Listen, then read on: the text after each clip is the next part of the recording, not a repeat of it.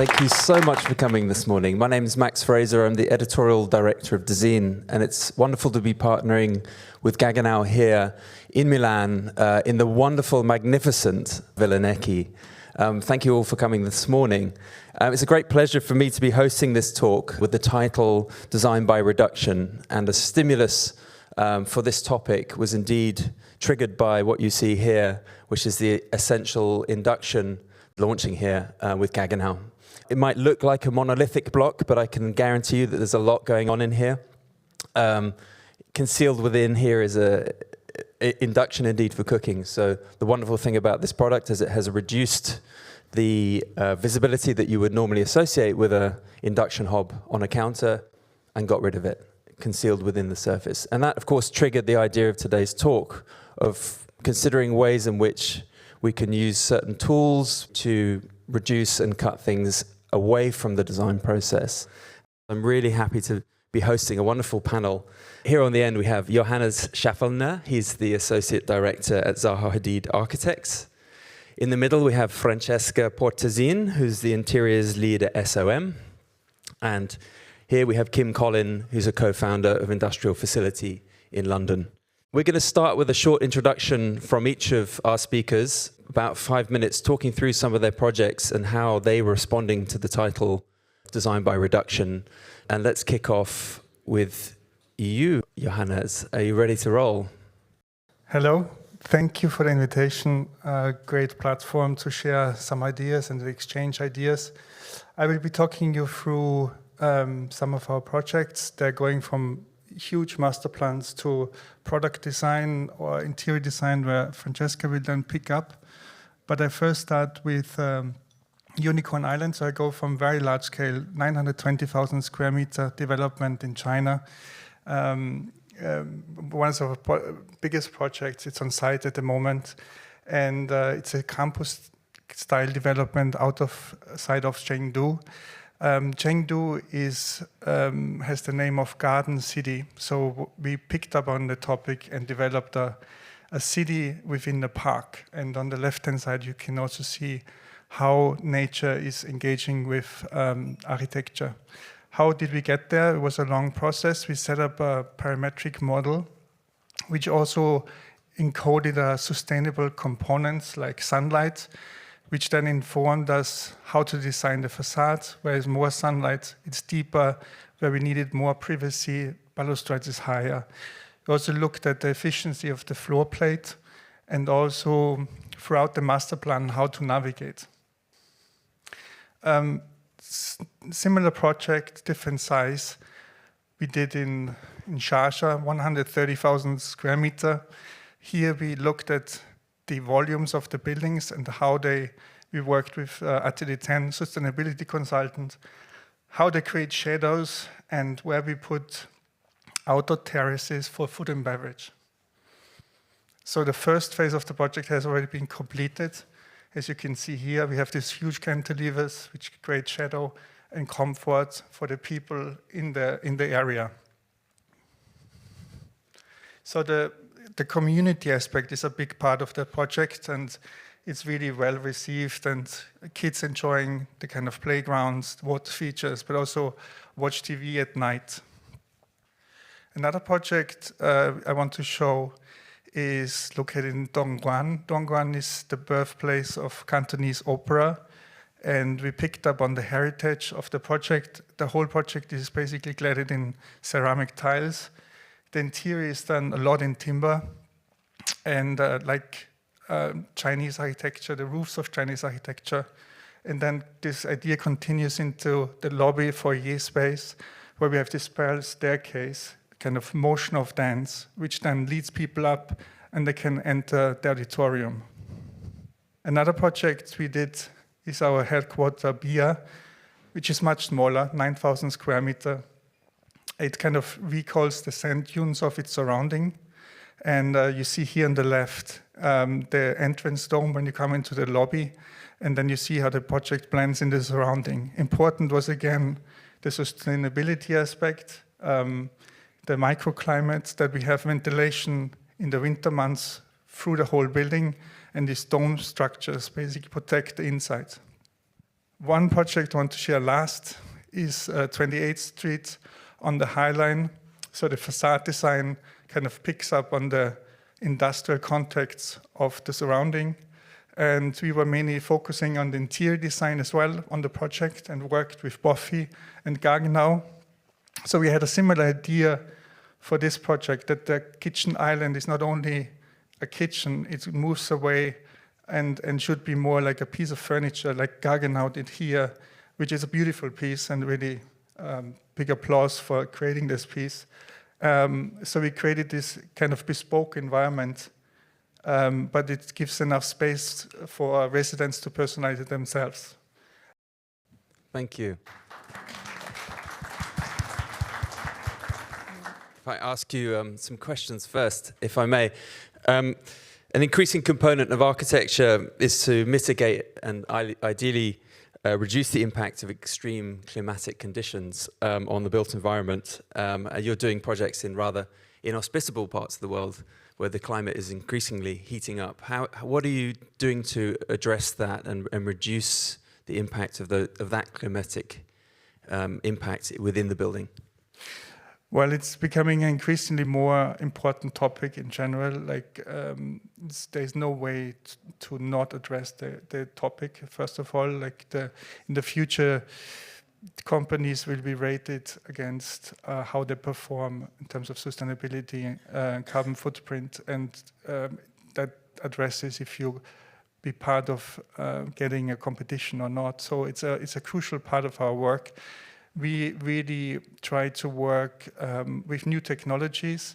We start building it from the beginning, and we're looking at solar positioning of volume, but also ratio between glass and solid, wind analysis. So I think in the future, we're gonna have a situation where we are working from one 3D file, all the consultants, and we get feedback on how the building will perform, and that goes from early stages till the end.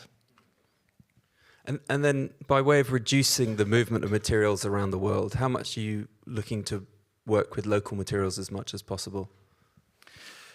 It's always a discussion with our clients, and it depends a bit where we build.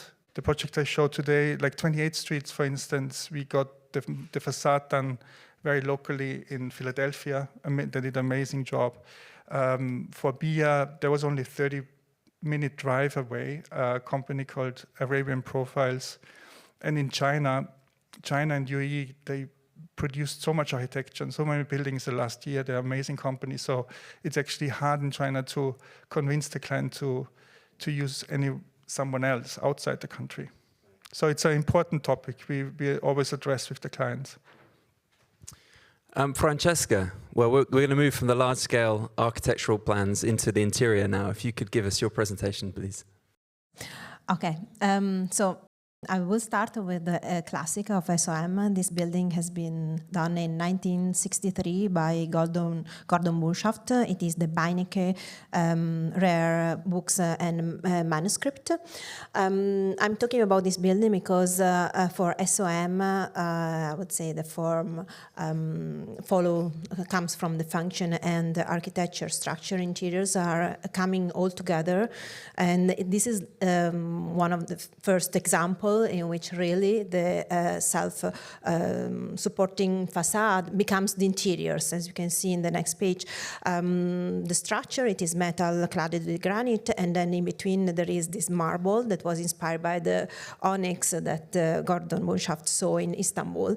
But this is a marble locally sourced from Vermont, and this allowed the light to come inside and to give the natural and uniform atmosphere while protecting the books that are one of the biggest collection in the world of rare books and manuscript. And the rest, it's very much a reduction because we don't have other main pieces. Classic furniture from Knoll and Brouwer. The next example is another classical from historical SOM production. It is the Armstrong Corporation. It is a building for engineers, and the goal was to have the upper floor completely free of structure. And we can see how the interiors are completely following the need of an empty floor plate to have a full visibility between the people that are working. And then the space is informed by a grid organization of the elements, both on the floor and on the ceiling, and a minimal partition that would divide the space between the cubicles and singular offices. This is a project that I love because it was almost unexpected to me to find in SOM production. It is the Omnia hat company. It is quite a new company, and the owner wanted to take back the old-fashioned way of producing hat. This is the reuse of an old fire station in Chicago that the owner bought for nothing, but he had to restore. So every detail has been brought back to what was the original beauty, and we can see there is the insertion of millworks that are organizing the machinery. On the ground floor there is the manufacture of the hat, and on the upper floor is the exhibition of the hat. The furniture, the selection of the furniture and the millwork design is extremely consequential to the function of highlighting the products or really organizing the machinery. I wanted to go back. We have a long beam above to provide the light, continuous light above the working surface, and the long beam and minimal one, it is needed because of the necessity of lighting on top of the worktop. This is a more recent project, another Gordon Bush building. It is 9 West 57, in which we renovated the lobby with the insertion of this big lighting on the ceiling, and we used the light to highlight the structure and the art, creating directionality, creating like a sequence of the space, and so the intervention is really minimal, but giving attention to what is the bones of the buildings, as always we do. This is our office in New York. It is in the World Trade Center number 7. It is the small brother of the Freedom Tower. We are on the 28th floor, and the view is stunning, as you can see here. I put this project because we wanted to showcase our attention to the sustainability that has been part of SOM since the beginning, since ages ago, I would say. And the office and the partners are very proud of the outcome. One day, when we had the smoke from Canada, everything was orange around, and it was like a surreal atmosphere. It was like being on Mars. And I saw Colin Coop, the design partner of our office, that was watching the monitor, because we have a sensor to control the climate inside the office, and he was very proud. He was saying, "Oh, I am so proud we spent this money for this sensor," because so the air quality inside was amazing. It was very good, green. Outside was terrible. It was totally. But this office is also an example of like exactly technologies. We have the curtain that have a sensor that they move all the time in relation to the amount of sound, on the sun and glare. And also we have light saving, 1 hour a day. So really we were testing and using also the materials that we have been using are the minimal one, the floor is concrete, the ceiling, it is sound absorbent panels, and we use cork inside the enclosed meeting rooms. Okay, and this is the last one, and it is the United Arab Emirates mission to the UN. Really, we tried to express what was the the culture of our client, and with the use of mono material, dark limestone, we wanted to give directionality to the space and create a congregational space in the middle for people to get together to solve issues with diplomacy and talking. And this is like the material becomes informing the volumes and highlighting the function of the space. Wonderful. Yes. Thank you, Francesca. In the case of the hat factory that you showed near the beginning of your presentation, you're dealing with an existing space there. How are you using the kind of principles of reduction to highlight some of the inherent characteristics of the building? So that was interesting because we first analyzed the building for what it was and understanding all the history behind. And what we wanted was really create a contrast with the pre-existence and the intervention to make it very clear and with a different language. And simply, I would say, following what was the need of what was like really needed for the machinery, the spaces, the organization, the program, and the display of the object. So that the form of the object was really a consequence of the need of the organization of the objects or the need, yeah. And in the case of your own office, of course, you can sort of do and push the boundaries as much as you want when you're in your own domain, a kind of process of radical reduction to create a kind of low carbon environment for your own offices. Is that something that you're implementing with your other clients?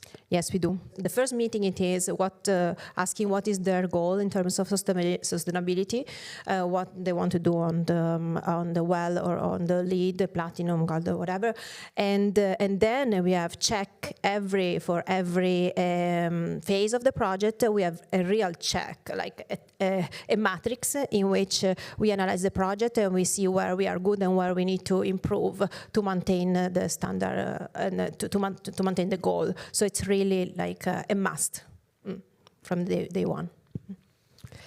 You can see what we're doing here. We're going large-scale interiors, and now we're going to move on to furniture and product as our smaller scale. And let's hear from Kim. Let's hear your presentation, please. Thank you. Thanks for coming today. I am the small scale person today. I think it's much more tangible actually to talk about this scale because it's industrial design or product design is actually the scale of things in our hands, in our homes.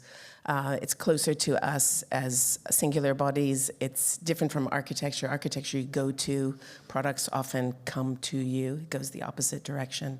So we think a lot about distribution as opposed to getting to or traveling to something. So I'm going to talk a little bit, not so much in our own work from scale, size, but more from complexity. And I think we set up our practice over 20 years ago, myself and Sam Hecht, partners together. And he's an industrial designer. I was trained as an architect, and we always started with this discussion about the push and pull between the two, the relationship between the micro and the macro. He's definitely micro, and I'm definitely macro. So, and I think what architecture, my perspective, brings to this discussion about products is the idea of context and how we live with things and how we live with things in spaces. So the first project I'll talk about is something we designed recently for Herman Miller. We've been working with Herman Miller, which mostly makes workspace furniture, as you probably know, on a power idea about power, how we have power in the office. And they have a lot of projects where power is a problem because offices can't spend on the infrastructure, can't easily put in infrastructure.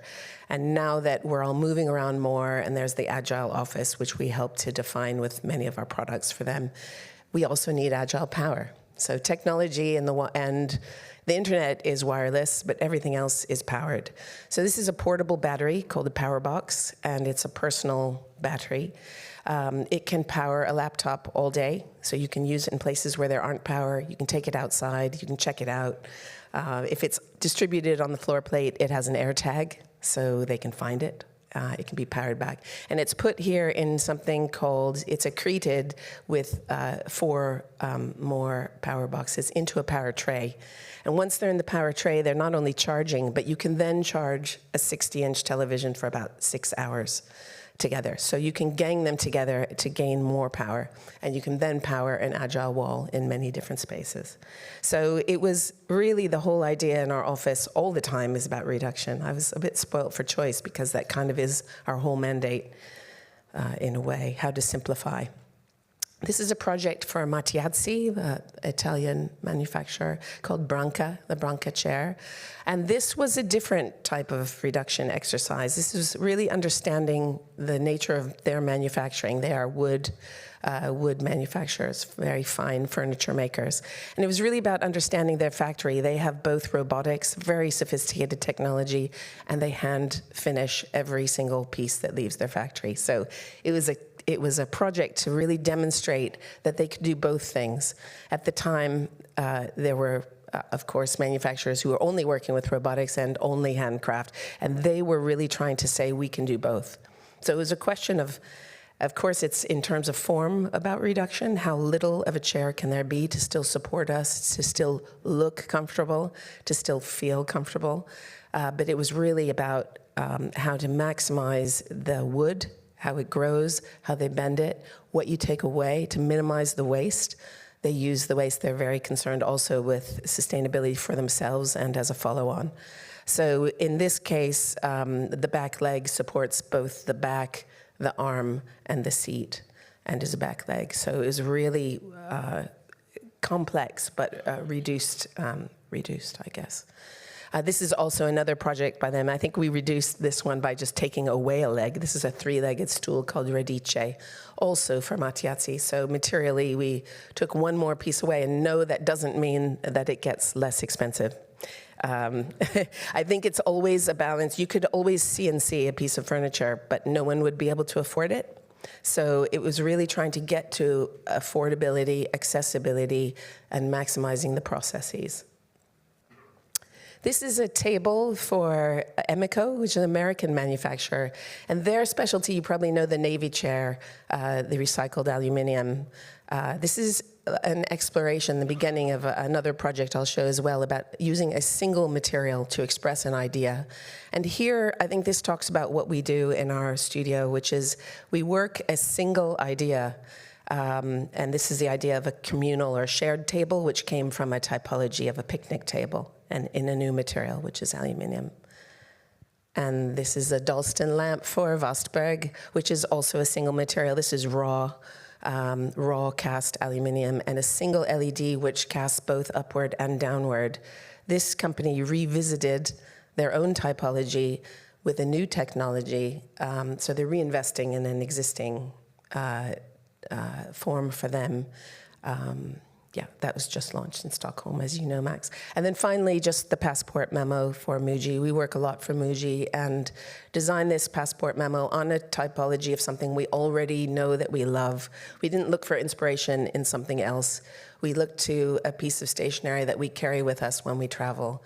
It's exactly the colors of a passport. And just to say, we can never tell, really, as designers, what will become essential to people. This one happens to be one of those things that was a hit. It's very inexpensive.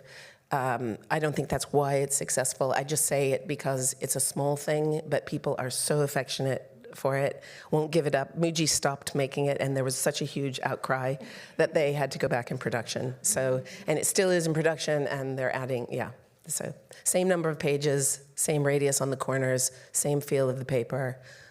It's not a lot of design, but it was a lot of thinking, actually. It doesn't sound like it, maybe. And why do you think it's such a surprise hit? Is it the familiarity of the passport is sort of subconsciously in our I think it is. I think we relied on something that people already needed, if you know what I mean. The need was already there, and we were just a little bit massaging that need and making it into something else. I think passport, people don't necessarily feel affection for, but there's need. There's, administrative need. So it's interesting that changed into a personal need. People use it for their diary and really feel it's pocketable, right? So it's already something we're carrying and know to take with us. It already has it built in. So the product already had a little, so it was an interesting play on that, I guess. I wanted to pick up on one of the earlier products that you showed, the Branca chair for Mattiazzi. You talked about stripping away the timber as much as possible. Of course, if you take too much away, you make the chair too weak and it doesn't support the body. But through that process of reducing the material, how do you know when to stop? And indeed, how do you know you need to kind of safeguard your studio DNA and also the DNA of the brand as well? So my question is, how do you know when to stop? Yeah, there's a famous thing about for artists. I don't know if you know this story, but somebody said about art, like, how do you know when to stop your drawing or your painting or whatever? And they said, like, someone has to take it away from you, actually, because you can't know. You're not the editor. You're so in it. You're not the editor. And I think as a partnership, we have that discussion. Sam is very good about saying, okay, we're done now. Like that I'm not, because I come from architecture, and as you know, it's, as you both know as well, it's 24/7. Architecture is unfortunately just like, it's never done, never done. Product design is more, they have to mold and make. It has to get made anyway, but I think you have to know. I'm learning it, a self-editing skill. And in terms of structure, of course, you're looking for things that are going to pass code so that you can pass BIFMA and you can get into places and be safe for people. So you literally can't take too much material away. In terms of the company, you can't take away their DNA. Actually, you're materializing their DNA. That is our job. But we're also have to take them perhaps to a new place that they don't conceive of. The products that you referenced, the Emico table and bench, and then also the light from Vassberg, both using a monomaterial there. And certainly something I've noticed that more and more companies are using monomaterials is a way of kind of taking the complexity away from combining so many different materials together. Is that the motivation there to ease Deassembly at the end of the life of the product? Yeah, neither of those products are meant to be disassembled. It's an interesting point. I think the idea is that they can be and can have a life cycle. The material they can be taken apart. We work for another company called Tact, who you probably know, in Denmark. They're a recently young company, and they set up from the very beginning to be a flat pack company, sustainable. B2B, I think it's called. It's like the highest standard of that. And for them, it's very, very interesting because you build the product yourself, you build the chair yourself, there is by nature of it the idea that you would be able to disassemble the chair as well if you did have to recycle it. Of course, they're wooden chairs, and the way Tact addresses it is if you need a new seat, or they'll replace a piece for you over time. So the chair can have quite a long life. But I think it's interesting that they build in the idea that the product is assembled. These other products come and they look seamless, they look whole. And I don't think, like, we had to learn all to recycle our rubbish. We'd all have to learn how to disassemble. There's a lot to learn, basically. But I think in principle, companies are thinking that way. There are government mandates that are trying to get us all there. So it's possible. Hopefully things last long enough so you don't have to. That's the better idea, I think. So thanks to the three of you for your presentations. Interesting to see how the principles of reduction manifested those varying scales that you presented. I wanted to ask you about the use of technology. There's a lot of technology in this piece, for example. And I was wondering how technological developments are enabling reduction and indeed improvement to the design process. Johannes, would you like to start? Yeah, we use technology a lot in the office to analyze our design. I mean, when we talk about reduction, it's all about efficiency. So it's really minimizing the design, minimizing the structure to have a better product. We had recently also a sustainability conference in Chengdu, and we talked about similar topics, and it was very encouraging to see also that fabricators looking at the same topic, that steel beams are not always the same height. Sometimes they're deeper, but then they can loosen up. We in the office use technology a lot. It's a key tool, and it has great benefits. I mean, as I said before, the multiple designers can then work on one file. But you also have, for instance, cost is always an issue, and you can take off areas of the 3D file and control cost that way. At the same time, you integrate the sustainable parameters into your workflow. So technology in terms of fabrication, but also softwares, is a key component, I think, in the future. Humans, of course, respond very well to aesthetic stimuli and indeed surface decoration and a change of texture in buildings, interiors, and indeed products. Do you think there's ever a risk that you can strip too much away? No, I don't think that is a risk because when at the end the concept is coming out clearly and the strength of the building or the interior are visible, that is a success. And generally, it is also a very good thing that there is less than more to watch, to feel, to concentrate, to give importance to the one element at a time, or the balance of the space that is created by simple or simplicity of by reduction of materials, but more like I would say the harmony.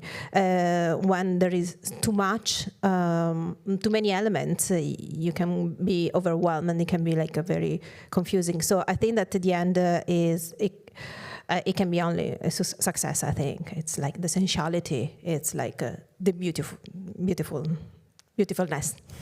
I would just say from the product side that I think most often we try to quiet the noise, because you can imagine a room full of products that are like in the marketplace shouting for your attention, for you to buy them. You know, they want you to buy them. But then what happens when you live with them, you're living with a bunch of things that are shouting at you, essentially, or celebrating or whatever. And I think it's important to have, people can live how they like, but I think we most often, especially with technology projects, want things to be quieter, but also be recognizable. So when I mentioned the power box, it needs to look like a battery that people could use, not like a handbag, not like a speaker, right? We need to know what it is.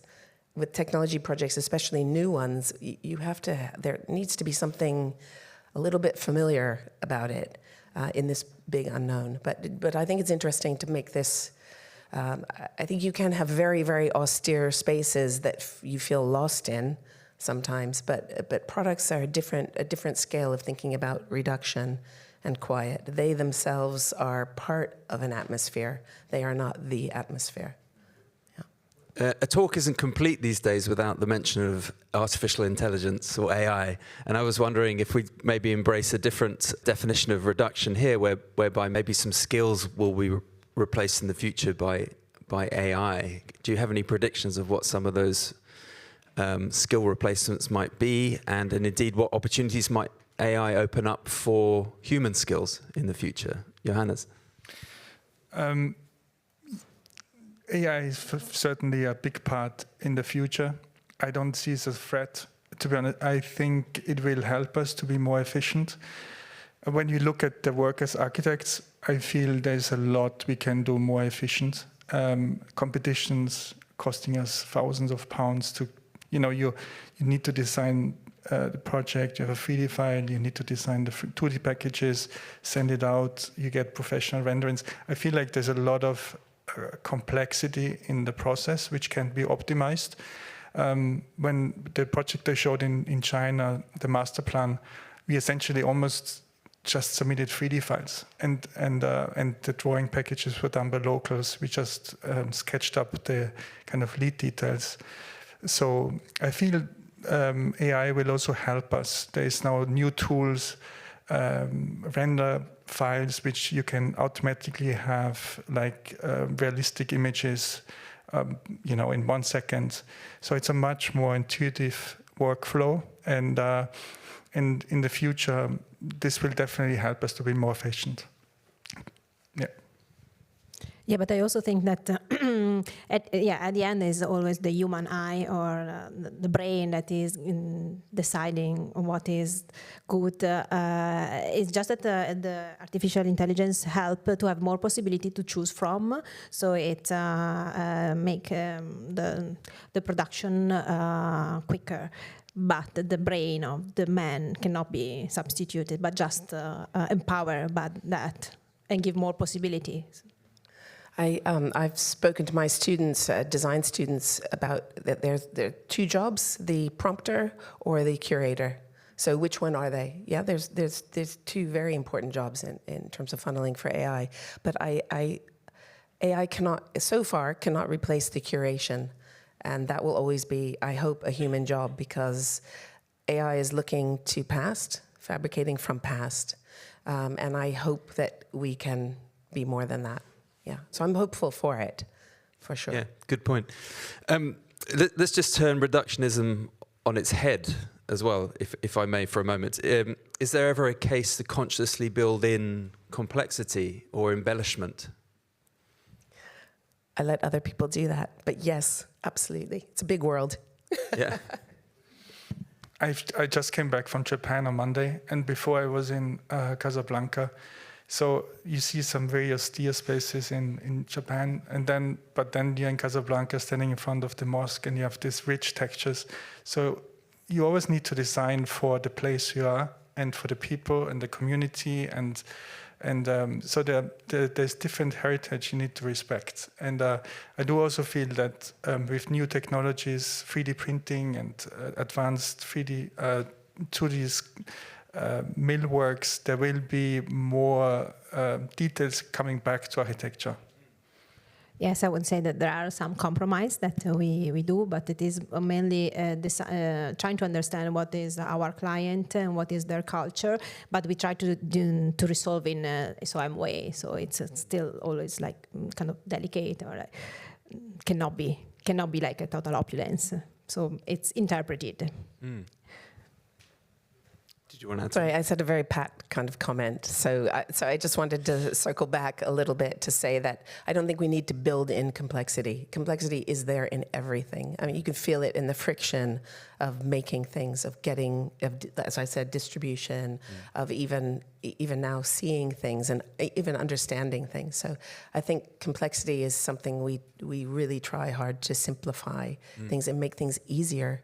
Like, we deserve for things to be made more easily and more easily accessible. Mm. But I think you raised a good point, Johannes, about the technologies of 3D printing and, being a way of adding decoration, or perhaps decoration is the wrong word, but some more detailed finishings on buildings or within the spaces that have been stripped away because the cost of human skills are too expensive, and we've been reducing to get rid of that cost. So in some ways, there's a new dawn for that kind of complexity to come in through the technology. Yeah. Terminology, if I may. I'm a words man, so we're talking here about reductionism or essentialism, if you like. But do any of you think that differs from minimalism? Is there a difference in those words? Yeah, there is. Yes. There is a difference, and for me, reduction is the process. Minimalism is the end result at the end, but the reduction is really like the way of getting to the result. For me, reduction is really about the performance of a building. So you reduce, but it's like making the building fit. Minimalism is an aesthetic style. I was going to say the same. Minimalism is style, and that's not. There's no depth to that. Yeah, sometimes we're called minimalists, and say, well, that might be the effect that you're seeing. Yes. But there's depth behind that. So it's depth of thinking or of process, as you say. Yeah. And then let's turn to nature, if I may. Some would say that nature is the kind of ultimate reductionist, because it's always having to adapt to its environment and use resources in the most efficient way possible. Let's think of plants that don't have the ability to move to find their resources, so they adapt, and evolution has allowed for that. Do you draw in your work on any of those principles from nature, or indeed the kind of biomimicry, which by definition is the practice of making technological and industrial design copy natural processes? Yes, of course. We look at nature a lot, and I think you can see it in design. The goal is also, I think, when you look at some of the master plan, it's really drawn from inspiration of nature, and that architecture and nature is really one piece, and it's not like separate. We should live in harmony. That's the relationship with nature, but I suppose my question was, do you try to use some of the principles of nature in the design process itself? Yeah. I mean, one project I didn't show today, but looking at leaf structures, optimize. I mean, also when we look at optimized wayfinding, or for unicorn, we looked at coral reefs, that we don't have a clutter of buildings. That's one beautiful piece, but there's differentiation in the texture. That's also how we designed then the facades. So it's not like a collage of city, it's one ensemble, but there's differentiation of neighborhoods, of details, of materiality, of color, comes also then the light. So we looked into nature and then converted it into our projects. For us in SOM, it is the starting point, but it's very much a rationalized process. It's much more like a way of thinking. It comes back when it is like the use of the material, like the naturality, the essentiality, like what is the material used for. So in this case, it's come back. And in terms of products, biomimicry used to be called organic design. It has a new coded name, Wordman, and it's been around for a long time. It's a funny thing if you look at how people live with those objects. Yeah, do we want to live in? Well, I won't go into that, but I would just say we look more at the principles of nature, and in terms of this topic, at equilibrium and balance that come from nature, and of course, specifically at the materials themselves and how they behave. And I have just one final question before we wrap up. Of course, we're living in a troubling time with climate change. The natural world can only do so much to adapt and adjust with the speed of change that we're witnessing. Of course, we're also dealing with biodiversity loss as well. How do humans find their place within that in the future? Of course, is an existential question for all of us. But I wondered how some of the principles of reduction could help us build a more sustainable world, if at all.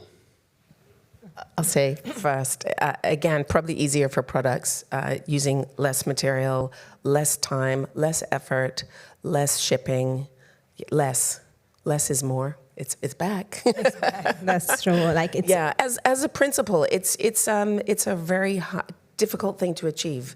But as I say, companies like TACT have started out with that as their mandate. It's a lot easier for a young company to build a company with that as a premise than for an older company to try to get that in. And you're starting to see that now. People are really paying attention to it. But it will definitely take time. But part of that is building in ease, as I talked about. And that is about reducing the, I don't know, not the angst, but the effort. It should be easy to make as well as easy to live with. They should go hand in hand, I think. Yeah, sometimes concept for buildings or for interior, they start with a big vision, but I think at the end we always ask ourselves, do we really need this? So it is like a conscious way of thinking that we need to have to really think what's the future. So we really need to be like ethical in this sense, and we do. We are trying our best. So. I would just say again, like that buildings and nature just need to live more in harmony, and that's kind of the overall umbrella to achieve a sustainable future. Some positive notes to end on there. I'd like to thank the three of you so much for joining us this morning. It's been an interesting discussion. Thank you all for coming. A round of applause.